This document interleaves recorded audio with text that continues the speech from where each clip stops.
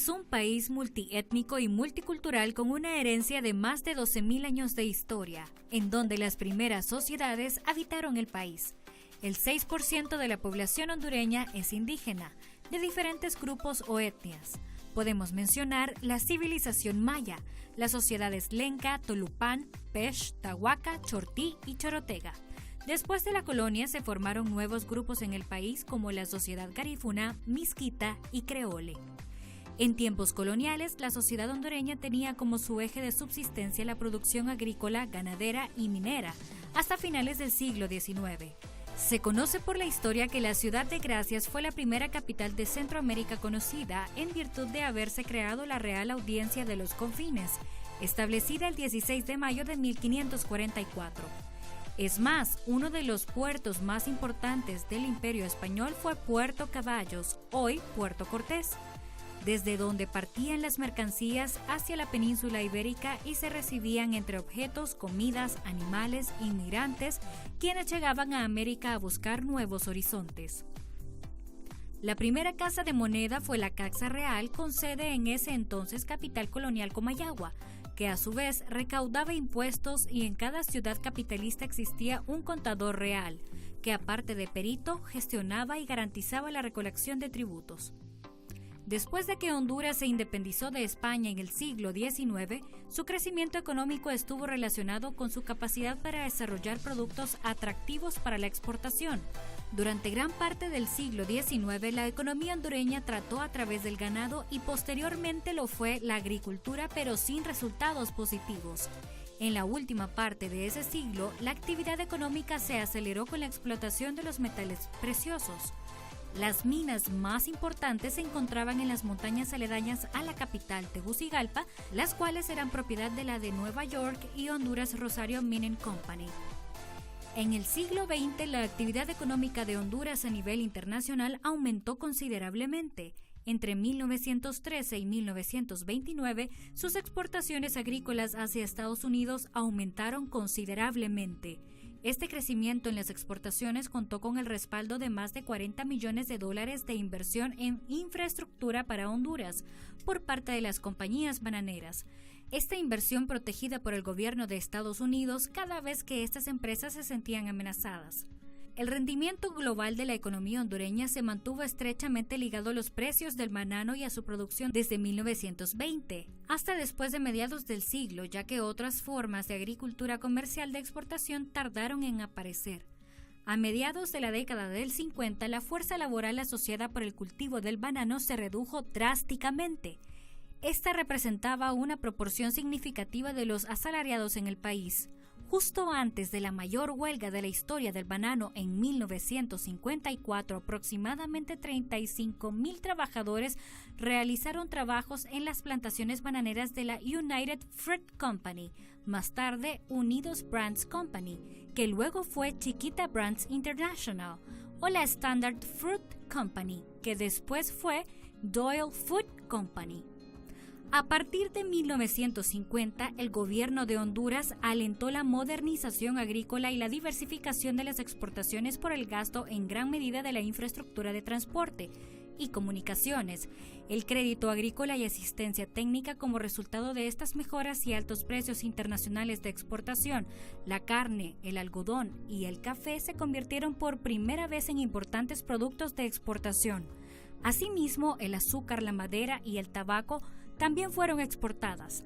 Ya en el año de 1960, el banano había sido reducido a una participación más modesta, el 45% del total de las exportaciones. El banano es uno de los principales productos de exportación, los cuales se exportan principalmente a Estados Unidos. El auge de los enclaves bananeros urbanizó la zona norte de Honduras con ciudades que ahora muestran un despegue económico notable, tales como San Pedro Sula, La Ceiba, El Progreso y el puerto más importante de Centroamérica, Puerto Cortés. La acumulación de capital bananero se extendió vertical, horizontal y profundamente en inversiones industriales y de servicio, pero a su vez atrofió el capitalismo criollo. Importantes transformaciones económicas, sociales y culturales se desarrollaron en el norte de Honduras al ritmo del crecimiento de las plantaciones bananeras. El norte dejó de ser un desierto, todo cambiaba y se transformaba alrededor de las ciudades donde las diversas compañías tenían su sede. El impacto producido por la implantación de las grandes compañías sobre la estructura social tradicional de Honduras se manifestó también por el nacimiento de nuevos grupos sociales. El trabajo asalariado fue el origen de una clase obrera moderna, mientras que pequeños grupos de comerciantes hondureños y extranjeros, estimulados por las actividades de las compañías bananeras, constituían el embrión de una burguesía comercial. El fenómeno más importante y el más cargado de consecuencias culturales fue el desplazamiento poblacional hacia el norte de Honduras. Para quienes iban hacia el norte, eso significaba pérdida de su identidad en un medio nuevo, mezclado de influencias diversas. Eso significaba también la adaptación a métodos de trabajo nuevos en un espíritu de eficacia, rendimiento y competencia que les era completamente desconocido. Eso significaba la adaptación a un nuevo medio ambiente, un nuevo hábitat, un nuevo estilo de vida que implicaba a mediano o a largo plazo la adquisición de nuevas mentalidades. Para quienes no emigraban hacia el norte, ello significaba el mantenimiento de la cultura tradicional, pero empobrecida porque había perdido su unidad, porque ya no era vivida a plenitud por todos y devenía arcaica e inmóvil. Se había producido una ruptura, la sociedad hondureña se encontraba frente a una Honduras a dos velocidades, la aceleración en el norte, el retardo en la mayor parte del territorio restante. A nivel de lenguaje se manifestaba también la situación anterior, mientras en el norte del país el habla sufría cambios al ser invadida por una serie de anglicismos, los que en su mayoría venían a designar objetos y relaciones no existentes en la cultura tradicional hondureña, y sufrían por otra parte un proceso de readecuación fonética en el resto del país. El habla, al igual que la vida económica y social, seguían sujetas a los mismos patrones tradicionales. En la primera década del siglo XXI, Honduras se convirtió en el tercer mayor exportador de textiles a los Estados Unidos después de China y México. Un gran porcentaje de las exportaciones hondureñas son dirigidas a los Estados Unidos, el cual es su principal socio comercial. Actualmente, Honduras es un país de ingreso medio-bajo que se enfrenta a desafíos significativos, con cerca del 66% de la población viviendo en la pobreza en 2006, según datos oficiales. En zonas rurales, aproximadamente 1 de cada 5 hondureños vive en pobreza extrema o con menos de $2 al día. Desde la crisis económica de 2008-2009, Honduras ha experimentado una recuperación moderada, impulsada por inversiones públicas, exportaciones y altos ingresos por remesas. En 2016, el país creció un 3.7% según las últimas estimaciones y en 2017 está previsto que crezca un 3.5%. El gobierno lleva a cabo proyectos para promover y expandir el sector industrial, diversificar la agricultura, mejorar los medios de transporte y desarrollar proyectos hidroeléctricos.